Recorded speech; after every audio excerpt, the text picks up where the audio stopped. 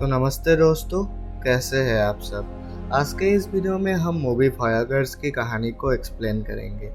आप बहुत ध्यान से सुनिए। तो चलिए शुरू करते हैं। मूवी का शुरुआत एक साइंस प्रोग्राम से होता है, जिधर एक साइंटिस्ट सबको बताता है कि उन्हें एक प्लेनेट मिल चुका है जहां सब लोग रह सकते हैं, लेकिन उस प्लेनेट में जाने के लिए 86 इयर्स लगता है और इसमें 3 जेनरेशंस आते हैं। मतलब एक बच्चा अगर शिप में जाएगा तो उसके बच्चे और उसके ग्रैंड चिल्ड्रन उस प्लेनेट में पहुंचेंगे। एक साइंटिस्ट जिसका नाम है रिचर्ड, वो कहता है कि इस काम में उन्हें बहुत इंटेलिजेंट बच्चे चाहिए और ऐसे बच्चे चाहिए जो अकेले भी रह सकता है, और वो खुद आर्टिफिशियल तरीकों से 30 बच्चे पैदा करते हैं और वो बच्चे एक ही जगह में रहते थे। वो कभी बाहर की दुनिया नहीं देखी थी। उन सारे बच्चों को स्पेसशिप में अकेला ही जाना पड़ेगा, क्योंकि वहाँ जो जाएगा वो कभी लौट के नहीं आ सकता, जिसके वजह से कोई नहीं जाना चाहता था। लेकिन रिचर्ड उन बच्चों से अक्सर मिलता रहता था। उन बच्चों से उसको बहुत प्यार भी था। एक दिन रिचर्ड एक बच्चे जैक को गुड नाइट बोल रहा था। तभी जैक ने रिचर्ड को बताया कि उसे बहुत डर लग रहा है और रिचर्ड ने उसे समझाकर सुला दिया। लेकिन रिचर्ड को बहुत चिंता भी होने लगा। एक दिन रिचर्ड अपने सीनियर साइंटिस्ट से कहता है वो भी बच्चों के साथ स्पेसशिप में जाना चाहता है, क्योंकि उसे बच्चों की सुरक्षा करनी थी। उसे पता था वो जाएगा तो वो लौट के कभी नहीं आ पाएगा, लेकिन उसको बच्चों से इतना प्यार था कि वो जान को जोखिम में डालकर बच्चों के साथ शिप में चला गया। मूवी 10 साल आगे बढ़ता है और सभी बच्चे बड़े हो गए हैं और उन्हें रिचर्ड बताता है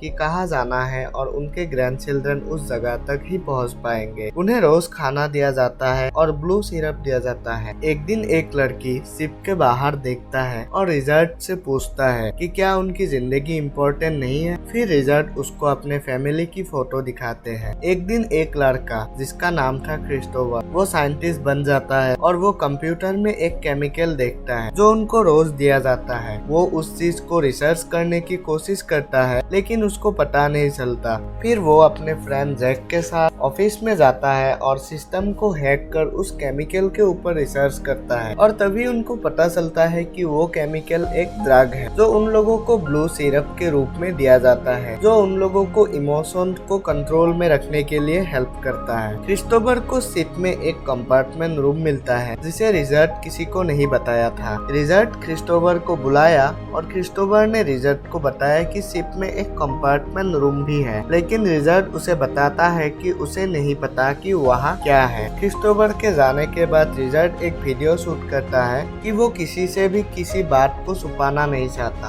और वो उस वीडियो को आर्ट में सेंड कर देता है। जिस वीडियो को आर्ट में पहुंचने को 2 महीना 2 हफ्ता 3 दिन लगने वाला है। एक दिन सब खाने के लिए लाइन में लगता है और सेला नाम के एक लड़की के पीछे क्रिस्टोफर भी था। वो सेला को पसंद करने लगता है। उसी और जैक को भी सेला से प्यार था, लेकिन रिचर्ड मना कर देता है इन सभी चीजों से। एक दिन रिचर्ड सेला को खाना बनाने का तरीका बताता है कि वो शिप में खाना कैसे बनाए। जैक और क्रिस्टोफर एक दिन शिप में घूम रहा था, तभी वो रिचर्ड के ऑफिस में देखता है। रिचर्ड सेला के कंधे पर अपना हाथ रख देता है। उसे देखकर वो दोनों बहुत गुस्सा थे। अगले दिन रिचर्ड सबको बताता है कि शिप की कनेक्शन धरती से काट चुका है और उनको शिप ठीक करने भी जाना होगा, और रिचर्ड क्रिस्टोफर को शिप ठीक करने ले जाता है। काई सिस्टम रूम में जाकर सब कंट्रोल करता है और वहाँ जैक भी आ जाता है। रिचर्ड शिप ठीक कर रहा था और उसके पीछे क्रिस्टोफर भी था। अचानक एक शॉट लगता है और रिचर्ड स्पेस में गिर जाता है और शिप के सारे लाइट ऑफ हो जाते हैं और शिप में आग भी लग जाता है।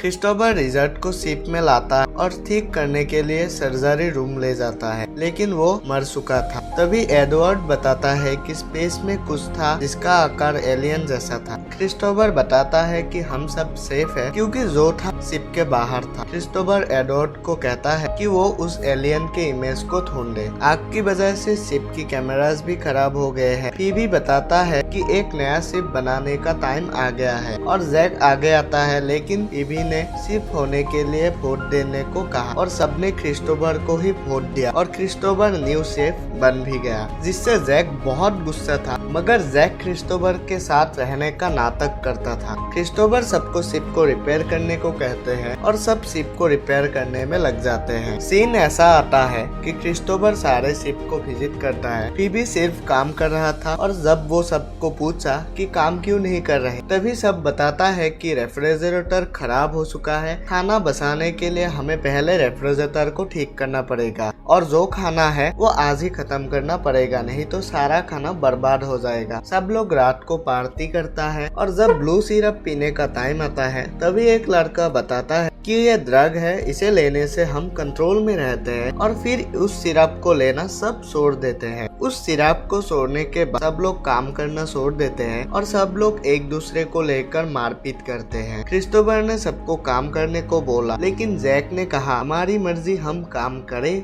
या ना करें। और एडवर्ड कंट्रोल रूम से ही काम करने को मना कर देती है, क्योंकि जैक के वजह से उसे लगता था कि एक एलियन क्रिस्टोफर अंदर ले आया है। फिर भी सबको समझाने की कोशिश करता है, लेकिन जैक उसके साथ बदतमीजी करता है। क्रिस्टोफर को जैक ने बताया कि वो एक ग्रुप बनाकर एलियन को मारेंगे और उन्हें कोई काम करना भी नहीं पड़ेगा, सिर्फ खाना मिलेगा।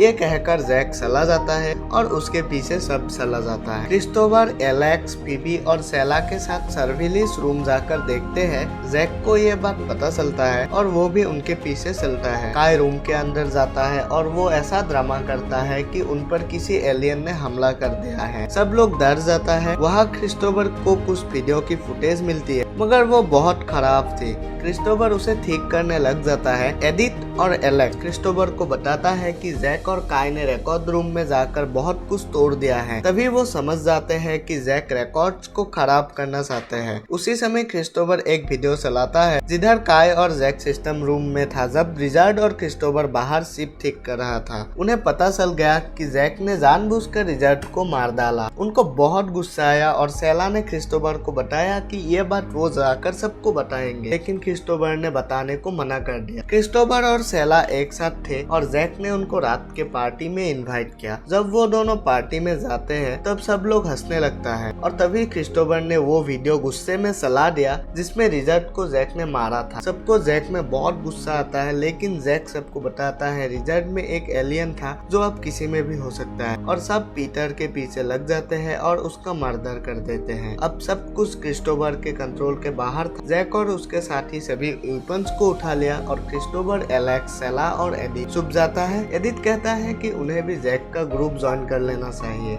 क्रिस्टोफर ने बताया कि हमें वेपन्स की जरूरत है। तभी सेला क्रिस्टोफर को बताता है कि रिचर्ड ने बताया था कि क्रिस्टोफर के पास वेपन्स का पता है। तभी क्रिस्टोफर को याद आता है शिप में जो कंपार्टमेंट रूम था वो वेपन्स का था और क्रिस्टोफर कंपार्टमेंट रूम जाकर वेपन्स को ढूंढने लगता है। उसे सिर्फ एक गन मिला। दो लोगों ने कुछ आवाज सुना और जाकर जैक को बता दिया और शिप में वेपन्स ढूंढते हैं जो उन्हें मिल भी जाता है। क्रिस्टोफर ये सब कैमरा में देख लेता है। जैक और उसका ग्रुप क्रिस्टोफर और सेला को मारने निकल जाता है और एडिथ और एलेक्स जैक के ग्रुप को ज्वाइन करने का नाटक करता है। और तभी काय वहाँ के लाइट्स ऑफ कर देते हैं। वो क्रिस्टोफर और सेला को पकड़ लेता है। तभी सेला जैक को कहता है कि वो जैक के साथ रहना चाहती है, मगर जैक उसकी इंसल्ट कर देता है। फीबी सबको कहती है ये सब बंद करो और सबको अच्छा बनने को कहती है। काय उसको गन से फायर करती है और फीबी मर जाता है। ये देखकर क्रिस्टोफर और सेला डर जाते हैं और वो दोनों छुप जाते हैं। जैक उन्हें ढूंढ लेता है और फिर भी वो दोनों बच जाते हैं। वो अपना जान बचाने के लिए काय को मार देते हैं। बाकी लोग काय को देखकर डर जाते हैं। वहाँ से चला जाता है, मगर जैक हार नहीं मानता। सेला और क्रिस्टोफर प्लान बनाकर स्पेस सूट पहन लेता है और शिप के मेन डोर के साइड में छुप कर बैठ जाता है। तभी जैक उन दोनों को ढूंढते ढूंढते दरवाजा खोल देता है और जैक स्पेस में जाने लगता है। वो खुद को बचाने में बहुत कोशिश करता है, लेकिन बात नहीं बनी और वो जाते हुए सेला पर हमला कर देता है और उसके साथ ले जाने लगता है। क्रिस्टोफर सेला को बचाने लगता है, लेकिन वो स्पेस में गिर जाता है। क्रिस्टोफर स्पेस में गिर जाता है और सेला को बहुत दुख हुआ।